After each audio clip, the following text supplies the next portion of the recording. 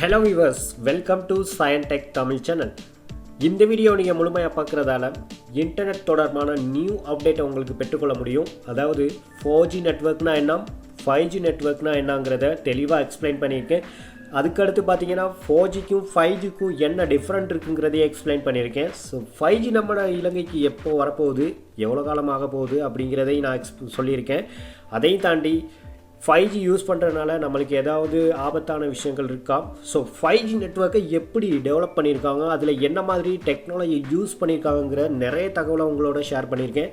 இந்த வீடியோ முழுமையாக கண்டிப்பாக பாருங்கள். ஸோ வாங்க இன்றைக்கி வீடியோக்குள்ளே போகலாம்.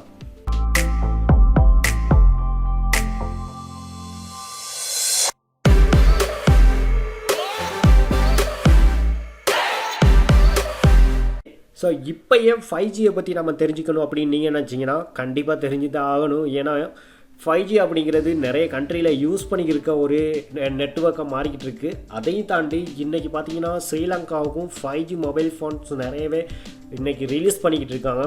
உதாரணத்துக்கு பார்த்தோம்னா இன்றைக்கி A+9R ஒரு மொபைலும் ரிலீஸ் ஆகிருக்கு. அதுக்கடுத்து பார்த்திங்கன்னா சாம்சங் M42, அதுக்கடுத்து ஒப்போ, நோக்கியா, இந்த மாதிரி நிறைய 5G மொபைல் வந்து ரிலீஸ் பண்ணிக்கிட்டு இருக்காங்க. ஸோ அப்போ கண்டிப்பாக நம்ம 5Gயை பற்றி தெரிஞ்சாகணும்.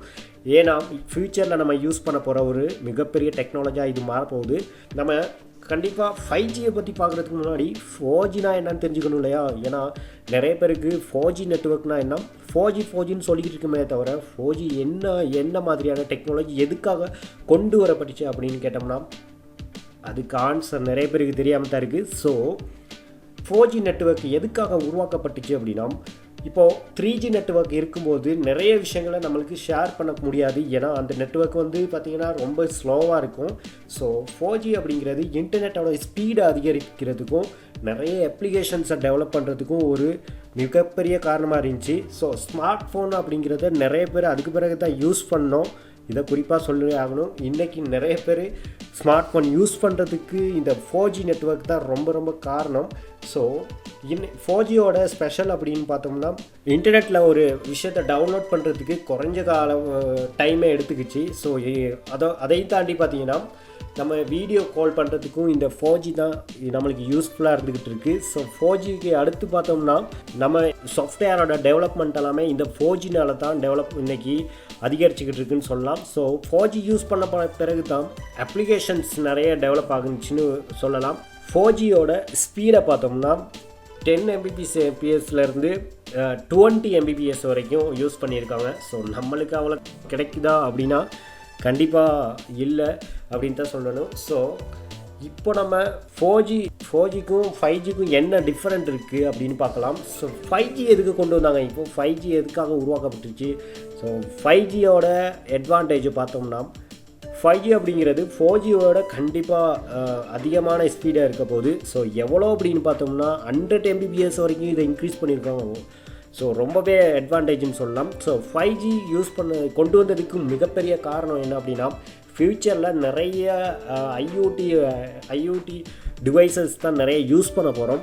ஸோ ஐஓடி அப்படிங்கிறதுக்கு நான் கண்டிப்பாக வேறு ஒரு வீடியோ வந்து உங்களுக்கு ஷேர் பண்ணுறேன். ஸோ இன்டர்நெட் ஆஃப் திங்ஸ்ன்னு சொல்லுவோம், ரைட்? இந்த ஐஓடி அப்படிங்கிற டிவைசஸ் வந்து எப்படி இருக்க போகுது அப்படின்னா நம்ம யூஸ் பண்ணுற நிறைய டிவைசஸ்லாம் வீட்டில் யூஸ் பண்ணுறதா இருக்கட்டும், நம்ம வெளியில் ட்ராவல் பண்ணுற விஷயங்களாக இருக்கட்டும், எல்லாமே இந்த ஐஓடி டிவைசஸாக மாறப்போகிறதுனால ஸோ நெட்வொர்க்கோட ஸ்பீடை இன்க்ரீஸ் பண்ணியே ஆகணும். நெட்வொர்க்கோட ஸ்பீடு கண்டிப்பாக பத்தாது. அதுக்காக தான் இந்த 5Gயை கொண்டு வந்தாங்க.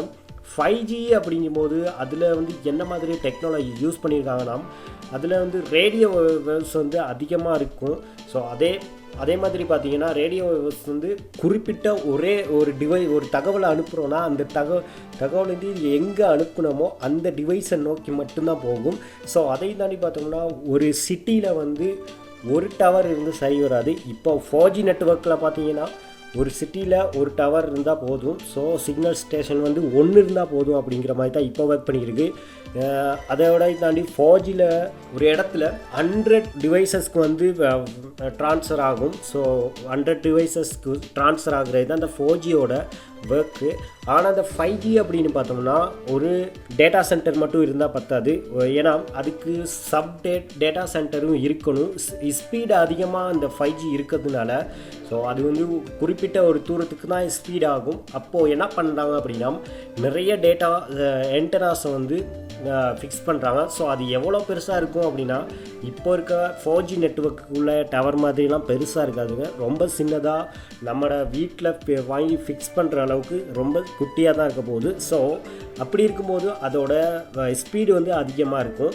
ரைட், இந்த 5G வந்து IoT டிவைசஸ்க்காக உருவாக்கப்பட்டுச்சு அப்படின்னு சொல்கிறோம். ஸோ மொபைலுக்கு மட்டும் இல்லை, மொபைலுக்கு மட்டுமா இருந்தால் அந்த 4G நெட்வொர்க்கே இப்போது தாராளமான தான். இந்த 5G நெட்வொர்க் வந்து பார்த்திங்கன்னா IoT டிவைசஸ், அதே மாதிரி ஆர்டிஃபிஷியல் இன்டெலிஜென்ஸ், ஸோ இதுக்கெல்லாமே நிறைய யூஸ் பண்ண போகிறாங்கன்னு சொல்கிறாங்க. ரைட், அப்போது இந்த 5G நெட்வொர்க்கில் வந்து மொபைல் ஃபோன் அப்படிங்கிறது லாஸ்ட்டாக நம்மளுக்கு கிடைக்கிற ஒரு டிவைஸாக தான் இருக்கும். ஸோ IoTங்கிற டிவைஸ் வந்து நம்மளோட ஸ்மார்ட் லைஃப்னு சொல்லலாம். ஸ்மார்ட் லைஃப் அப்படிங்கும்போது நம்ம யூஸ் பண்ணுற ஃப்ரிட்ஜாக இருக்கட்டும், ஸோ நம்ம யூஸ் பண்ணுற மொபைலாக இருக்கட்டும், நம்ம யூஸ் பண்ணுற வெஹிக்கிளாக இருக்கட்டும், ஸோ இதை தாண்டி நம்ம வெப் அப்ளிகேஷன்ஸில் நிறையவே இந்த IoT டிவைசஸ் எல்லாமே யூஸ் பண்ண போகிறோம். சரி, இந்த 5Gக்கும் 4Gக்கும் டிஃப்ரெண்ட் பார்க்கையில் இந்த 5G வந்து நம்ம நாட்டுக்கு எப்போ வரப்போகுது அப்படின்னு பார்த்தோம்னா நம்ம நாட்டுக்கு கண்டிப்பாக 2025 ஆகும் அப்படிங்கிற ஒரு கூற்று ஒன்று இருக்குது. ஸோ 2025க்கு பிறகு தான் ஸ்ரீலங்காவுக்கு இந்த 5G நெட்வொர்க்கு கிடைக்கும் அப்படின்னு சொல்கிறாங்க. ரைட், ஸோ இந்த டேட்டா டிரான்ஸ்மிஷன் பார்த்திங்கன்னா ரொம்பவே அட்வான்டேஜாக இருக்க மாதிரி இந்த 5Gயில் உள்ள டிஸ்அட்வான்டேஜ் அப்படின்னு பார்த்தோம்னா 5Gயில் வந்து பார்த்திங்கன்னா நிறைய டேட்டா சென்டர்ஸ் வந்து உருவாக்கணும். அப்போது அதிகமான விலையாக இருக்கும். ஸோ நிறைய செலவழித்து தான் இந்த 5G நெட்வொர்க்கை வந்து உருவாக்கணும் ஒரு நாட்டுக்கு. அதனால தான் நம்ம நாட்டுக்கெல்லாம் இப்போ வரப்போகிறது இல்லை கண்டிப்பாக. ஸோ அப்படி இருக்கும்போது இலங்கையில் வந்து 5G நெட்வொர்க் வந்தால் ஸோ கண்டிப்பாக டேட்டாஸ் எல்லாமே விலையை வந்து அதிகரிக்கிறதுக்கு ரொம்பவே வாய்ப்பு இருக்குது. அது ஸ்ரீலங்காவில் சொல்லவே தேவையில்லை. ரைட், அப்போது மொபைல் ஃபோனோட ப்ரைஸும் அதிகரிக்குமா அப்படின்னு பார்த்தோம்னா கண்டிப்பாக அதிகரிக்கத்தான் போகுது. ரைட், இப்போ உள்ள 5G ஸ்மார்ட் ஃபோன்ஸ் எல்லாம் ரிலீஸ் ஆகி எல்லாமே யூஸ் ஆகும்போது கண்டிப்பாக 5G ஸ்மார்ட் ஃபோன்லாம் இப்போ இருக்கிறத விட டபுள் மடங்கு ஆகலாம் கண்டிப்பாக. ஸோ பொறுத்திருந்து பார்ப்போம் எப்படியெல்லாம் அது வரப்போகுது அப்படின்ட்டு. ரைட், அதுக்கடுத்து பார்த்திங்கன்னா இந்த 5G நெட்வொர்க்கில் ஒரு டிஸ்அட்வான்டேஜ் என்னென்னு பார்த்தோம்னா மழை பெய்கிற காலப்பகுதியில் அதில் அந்த டவரில் ஆண்டெனாஸ்லாம் தண்ணியெல்லாம் படும்போது அதில் வந்து டேட்டா ட்ரான்ஸ்ஃபர் வந்து ஸ்லோவாகிறதுக்கு வாய்ப்பு இருக்குதுன்னு சொல்கிறாங்க. ஸோ அதுக்கு மாற்று வழியாக தான் என்ன பண்ணியிருக்காங்க அப்படின்னா மைமோ அப்படிங்கிற ஒரு டெக்னாலஜியும் யூஸ் பண்ணியிருக்காங்க. ஸோ மைமோ அப்படின்னு சொன்னோம்னா multiple input multiple output technology அப்படின்னு சொல்கிறோம். ஸோ இதனால என்னென்னா ஒரு பில்டிங்கில் வந்து டேட்டா சென்டர் ஒரு டேட்டா ஆண்டெனா வந்து ஃபிக்ஸ் பண்ணியிருக்கோன்னா அங்கே வந்து சுவர் இருக்கும். அந்த சுவரை ஊடெடுத்து போகிறதுக்கான வாய்ப்பு வந்து இல்லை. அதுக்காகத்தான் மல்டி டேட்டா அப்படிங்கிற ஒரு விஷயத்தையும் இதுக்குள்ளே யூஸ் பண்ணியிருக்காங்க. அதைத்தான் மைமோ அப்படின்னு சொல்கிறோம். ஓகே, இதுவும் சூப்பராக இருக்கும். அதுக்கடுத்து பார்த்தீங்கன்னா 4Gயை விட 5G வந்து ரொம்ப ஸ்பீடாக இருக்கனால ஏதாவது நம்மளுக்கு வந்து பாதிப்பு இருக்குமா அப்படின்ட்டு நம்ம தேடி பார்த்ததில் என்ன நடந்துச்சு அப்படின்னா இன்டர்நெட் அப்படிங்கிற ஒரு விஷயத்த வந்து கொடுக்குற மிகப்பெரிய கம்பெனி ITU அப்படின்னு சொல்லுவோம், அமெரிக்காவில் இருக்குது. ஸோ இந்த ITU நிறுவனம் என்ன சொல்கிறாங்க அப்படின்னா இதில் 5Gயில் யூஸ் பண்ணியிருக்க ஃப்ரீக்குவன்சி வந்து பார்த்திங்கன்னா ரொம்பவே குறைவாக தான் இருக்கும், நார்மலாக தான் இருக்கும். அதனால எந்த ஒரு பாதிப்பும் வராது அப்படின்னு தான் சொல்லியிருக்காங்க. ரைட், அதை யூஸ் பண்ணி பார்க்கும்போது தான் என்ன நடக்குது அப்படின்னு தெரிஞ்சுக்கலாம். ரைட், 5G இப்போ யூஸ் பண்ணுற கண்ட்ரீஸ்னு பார்த்தோம்னா இன்றைக்கி வந்து அமெரிக்காவிலலாம் இன்றைக்கி அதிகமாகவே யூஸ் பண்ணியிருக்காங்க. ஸோ அதுக்கடுத்து பார்த்திங்கன்னா சவுத் கொரியன்ஸ் கண்ட்ரிலலாம் நிறையவே யூஸ் பண்ணியிருக்காங்க. அதுக்கடுத்து சைனாவில் யூஸ் பண்ணியிருக்காங்க. ஸோ சைனாவில் யூஸ் பண்ணுறாங்க அப்படின்னா இலங்கைக்கு ஸோ கொஞ்சம் வாய்ப்பு இருக்குதுன்னு நான் நினைக்கிறேன். ரைட், ஸோ இப்போ 5G ஸ்மார்ட் ஃபோனில் இலங்கையில் வாங்குறது வேஸ்ட்டு. ரைட், இப்போது வந்து இப்போ 5G ஸ்மார்ட் ஃபோன்லாம் நீங்கள் பை பண்ணிங்கன்னா கண்டிப்பாக அது வேஸ்ட்டுன்னு தான் சொல்லலாம். ஏன்னா 5G ஸ்மார்ட் ஃபோன் இப்போ ரிலீஸ் ஆகினாலும் 5G ஸ்மார்ட் ஃபோன் நெட்வொர்க் இல்லாமல் அந்தளவுக்கு வந்து அதில் உள்ள ஃபீச்சர்ஸை வந்து நம்மளுக்கு யூஸ் பண்ண இயலாது. ஸோ இப்போதைக்கு 5G ஸ்மார்ட் ஃபோன் வந்து வாங்குறது வந்து ஸோ வேஸ்ட்டு. ஓகே, 5G நெட்வொர்க்லாம் நம்மளுக்கு கிடைச்ச பிறகு 5G ஸ்மார்ட் ஃபோன் வந்து நம்ம வாங்கி யூஸ் பண்ணி பார்ப்போம். பட் கொஞ்சம் டைம் ஆகும். ஸோ இந்த காலகட்டத்தில் ஒன்லைன் அப்படிங்கிறது ரொம்பவே யூஸ் பண்ணி இருக்கோம். ஒன்லைனில் எல்லாருமே இன்றைக்கி இருக்கும். ரைட், இப்போ நீங்கள் பார்க்குற இந்த வீடியோவும் பார்த்தீங்கன்னா ஒன்லைனில் தான் அது இருக்கும்.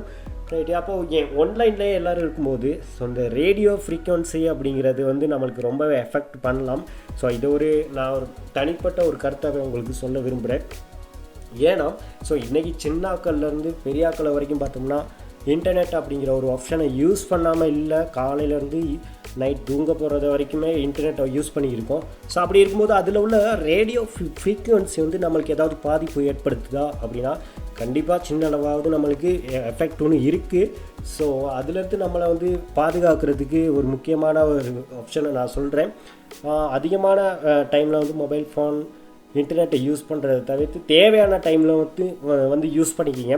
ஸோ அதையும் தாண்டி தூங்க போகிற டைமில் பக்கத்தில் வந்து மொபைல் ஃபோன்ஸை வச்சுட்டு தூங்குறதை தவிர்த்துக்குங்க. ஏன் அப்படின்னா நம்ம தூங்கும்போது அதிகமாக ப்ரீத் பண்ணுவோம். ஸோ அந்த டைமில் வந்து இந்த ரேடியோ ஃப்ரீக்வன்சிலாம் பார்த்திங்கன்னா நம்மளுக்கு எஃபெக்ட் ஆகிறதுக்கு வாய்ப்பு இருக்குது. ஸோ நம்ம தூங்கும்போது தூரத்தில் மொபைல் ஃபோனை வச்சுட்டு தூங்குறது பெஸ்ட்டாக இருக்கும். அப்படி இல்லைனா ஆஃப் பண்ணிவிட்டு தூங்குவேன். ஸோ இது நம்மளோட ஹெல்த்துக்கும் நம்மளோட பாதுகாப்புக்கும் ரொம்பவே நல்ல விஷயம் நான் நினைக்கிறேன். ஸோ உங்களுக்கு பிடிச்சிருந்தா அதுக்கான கமெண்ட்டையும் சொல்லுங்கள்.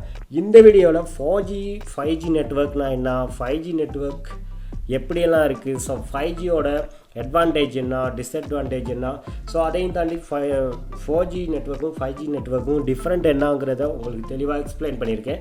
ஸோ இதையும் தாண்டி இன்னும் நிறைய வீடியோஸ் வந்து உங்களுக்கு வரப்போகுது ஃபியூச்சர்ஸில். ஸோ நம்மளோட சேனலை நீங்கள் தொடர்ந்து வாட்ச் பண்ணுங்கள். நிறைய விஷயங்களை தெரிஞ்சுக்கலாம். இன்டர்நெட் சம்மந்தமான நிறைய விஷயங்களும் தெரிஞ்சுக்கலாம். ஸோ நிறைய சாஃப்ட்வேர் சம்மந்தமாக டுட்டோரியல்ஸும் அப்லோட் பண்ணிக்கிட்டு இருக்கோம். ஸோ அதையும் நீங்கள் லேர்ன் பண்ணுறதுக்கு ஒரு வாய்ப்பாக இருக்கும். நம்மளோட சேனலை தொடர்ந்து வாட்ச் பண்ணுங்கள். இப்போ தான் நீங்கள் நம்ம சேனலை பார்க்குறீங்கன்னா இருந்தால் உடனே சப்ஸ்கிரைப் பண்ணுங்கள். பக்கத்தில் உள்ள பெல் சிம்பிளை கிளிக் பண்ணிட்டீங்கன்னா எந்த ஒரு டெக் வீடியோவும் நீங்கள் மிஸ் பண்ணால் பார்க்க முடியும். அடுத்து நல்ல ஒரு டெக் வீடியோவோட உங்களை மீட் பண்ணுறேன். Thank you very much. Have a nice day.